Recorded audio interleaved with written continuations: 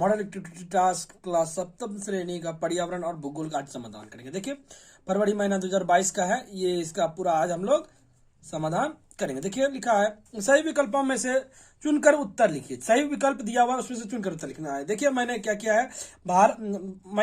है कि direct answer लिख दिया। 1.1 का भारत भूमध्य रेखा पर स्थित है, उत्तरी गोलार्ध में है। तो देखिए आप लोग का होगा ए नंबर ऑप्शन में, उत्तरी गोलार्ध में।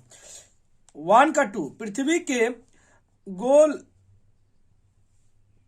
गोल की एक धुरी एक देशांतर को 1 डिग्री कोण पर काटती है, तो कितना पे? उत्तरी पर 90 डिग्री पर काटती है। ठीक, तो ये लिख दीजिएगा 90 डिग्री पर काटती है। देखिए तीसरा नंबर 1.3 ग्लोब पर खींची गया प्रत्येक देशांतर सी अर्धवृत्त है। देखिए उसके बाद रिक्त स्थानों की पूर्ति कीजिए। 2.111 देखिए पृथ्वी को देशांतर घूमने में 4 मिनट का समय लगता है। एक देशांतर दूसरे देशांतर में जाइएगा तो 4 मिनट का समय लगेगा। देखिए यहाँ पे है उसके बाद कि 2 देशांतरों के बीच की दूरी भूमध्य रेखा पर सबसे अधिक है। भूमध्य रेखा पर क्या है? सबसे अधिक है। उसके बाद देखिए है कि कॉलम ए को कॉलम बी से को मिलाइए। देखिए मैंने मिला दिया, आंसर लिख लीजिएगा।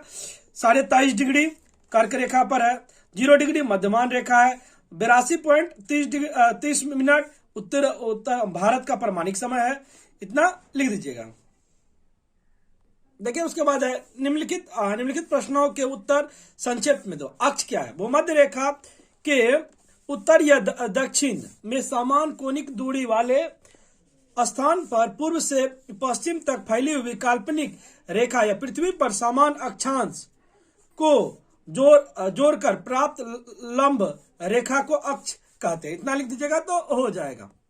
देखिए जीपीएस की 2 विशेषताओं का उल्लेख करिए। जीपीएस का मतलब ग्लोबल पोजिशनिंग सिस्टम होता है। जीपीएस की रक्षा में जीपीएस का प्रयोग किया जाता है। रक्षा कार्य में क्या आता है? जीपीएस का प्रयोग किया जाता है ताकि सही स्थिति का निर्धारण किया जा सके। देखिए जीपीएस का प्रयोग रेलवे की समय का पता लगाने में किया जाता है। उसके बाद देखिए है 4 नंबर निम्नलिखित प्रश्नों का उत्तर दें। तो इसका देना है अक्षांश एवं देशांतर में 3 अंतर। देखिए अक्षांश और देशांतर में क्या करना है? 3 अक्षांश अंतर लिखना है। देखिए अक्षांश देशांतर लिखा हुआ है, तो अक्षांश रेखा पृथ्वी पर पूर्व से पश्चिम की ओर खींची गई है, जबकि देखिए देशांतर रेखा पृथ्वी पर उत्तर से दक्षिण की ओर खींची गई जाती है। उसके बाद देखिए अक्षांश रेखा पूर्णवृत्त होता है। पूर्णवृत्त मतलब यह क्या है? गोल होता है, जबकि देशांतर रेखा अर्धवृत्त आधा वृत्त होता है। देखिए और उसके बाद देखिए ध्रुव की तरफ क्रमशः अक्षांश रेखा की लंबाई कम होती जाती है। देशांतर रेखा के लंबाई एक बराबर होता है। देशांतर रेखा का क्या होता है? लंबाई एक बराबर होता है। उसके बाद देखिए लास्ट अंतिम प्रश्न है। निम्नलिखित प्रश्नों का उत्तर दें। किसी स्थान का देशांतर ज्ञात करने की विधि लिखिए। तो विधि लिखना है, तो मैंने लिखा है देखिए कि किसी स्थान का देशांतर ज्ञात करने की विधि है, जब हम देशांतर को समझते हैं तो हमने देखा है कि कैसे 2 सीधी रेखाएं पृथ्वी का एक केंद्र बनाती है। देशांतर के निर्धारण में मुख्य मध्याह्न रेखा को सबसे अधिक महत्वपूर्ण रेखा माना जाता है।